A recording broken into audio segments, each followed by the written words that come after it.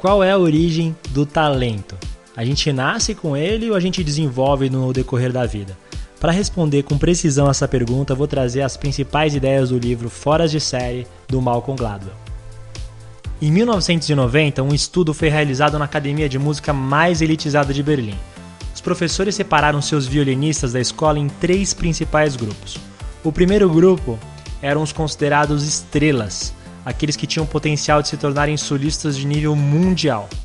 O segundo grupo eram os considerados suficientemente bons, e o terceiro grupo eram aqueles improváveis de se alcançar qualquer tipo de nível profissional. Olhando para esses 3 grupos, você pode pensar que o que diferencia eles talvez seja só um mero acaso, um talento que cada um nasceu e acabou determinando isso, certo? Mas você vai ver que é bem interessante que não foi isso que aconteceu. Foi perguntado o seguinte para cada um dos grupos: desde que você nasceu, quantas horas você praticou até o dia de hoje? Olha que legal. O primeiro grupo, que eram os improváveis de se tornar algum tipo de nível profissional, eles tinham 4.000 horas de prática. O segundo grupo, que eram os bons, tinham 8.000 horas de prática. E os que eram de nível global, que poderiam chegar à fama e tudo mais, tinham mais de 10.000 horas de prática. É muita coisa e aí fica bem claro o que diferenciou cada um. Mas aí você pode pensar, não, mas sempre vai ter algum super talento, aquele cara que nem precisa se esforçar muito e deve estar no meio desses grupos, certo? O que é mais interessante é que o talento natural não foi encontrado. Não havia nenhum deles que tinha sequer a mesma habilidade sem ter praticado o mínimo de horas que estavam na média de cada um desses grupos. O que é interessante é que esse número de 10.000 horas parece ser uma constante universal para que qualquer pessoa alcance o pináculo, a nata da nata dentro de qualquer área que você possa trabalhar. Isso foi encontrado nos jogadores de elite de futebol, de hóquei, de basquete, de xadrez, para escritores e em várias outras áreas. E para ilustrar ainda um pouquinho mais essa história das 10.000 horas, eu vou trazer aqui uma história bem legal, que é a história dos Beatles.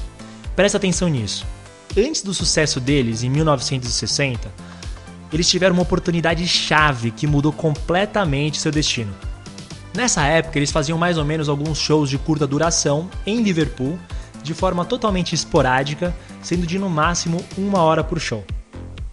Mas o que mudou a sorte deles totalmente foi quando o dono de uma boate de striptease em Hamburgo resolveu convidar eles para tocar em um tipo de festival ininterrupto de bandas amadoras. Foi uma oportunidade gigante porque forçava as bandas a tocar nas ruas em dias por até 8 horas direto, 7 dias por semana. Foi estimado de que, de 1960 a 1964, eles chegaram a fazer mais de 1.200 apresentações, podendo ter praticado em torno de 4.000 a 8.000 horas só nessa fase. Foi aí que teve completa mudança da água para o vinho. O próprio produtor musical deles na época, o Norman Smith, disse o seguinte: eles não eram bons no palco quando foram para Hamburgo, mas quando voltaram eles ficaram muito bons e com muito mais disciplina. Muitos fãs dos Beatles podem até ter uma imagem de que eles foram o que foram porque eram gênios, nascidos com talento natural para a música e que, naturalmente, pelo curso da natureza e da criatividade, se tornaram o sucesso que foram. Mas a história mostrou claramente: a fórmula de sucesso deles foi uma mistura de oportunidade com milhares de horas de evolução prática. Talvez, se eles não tivessem essa experiência em Hamburgo, talvez eles nunca tivessem chegado ao pináculo da música como chegaram. Eu só dei esses exemplos para que você tenha uma ideia de qual que é a consequência negativa de pensar que o talento é só inato. Pensar dessa forma faz a gente acabar julgando a gente mesmo e aos outros como fracassos de uma forma muito precoce e injusta, sem nem mesmo antes a gente treinar o mínimo necessário para conseguir adquirir o mínimo de habilidade. Por exemplo, no passado eu comecei a treinar tênis e eu só errava o tempo inteiro. Logo no começo eu já desisti.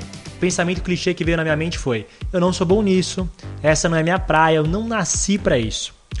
Mas se você for ver na realidade, não é que eu não era bom em tênis, mas sim que eu não estava bom em tênis. E se eu treinasse o mínimo, porque eu tinha treinado pouco, eu seria bom em tênis no futuro próximo. Olha, fazer 10.000 horas em qualquer coisa não é fácil, é uma missão muito complicada, mas se você for ver, nem mesmo é preciso para as pessoas que são comuns, as pessoas do dia a dia. Lembra que esse número é um número que somente os fenômenos, as pessoas que vão ser a nata da nata, acabam praticando. Por isso, no seu dia a dia, a gente não precisa ter um nível profissional, mas o suficiente para fazer alguma coisa com o mínimo de qualidade. Vamos supor aqui um número, por exemplo, de 1000 horas. Se você dedicar 7 horas e meia por semana de prática, o que para mim é bem razoável, durante 2 anos e meio de prática, você pode alcançar essas 1000 horas e ficar suficientemente bom em qualquer coisa que você queira. Basta ter disciplina e gostar do que você está praticando.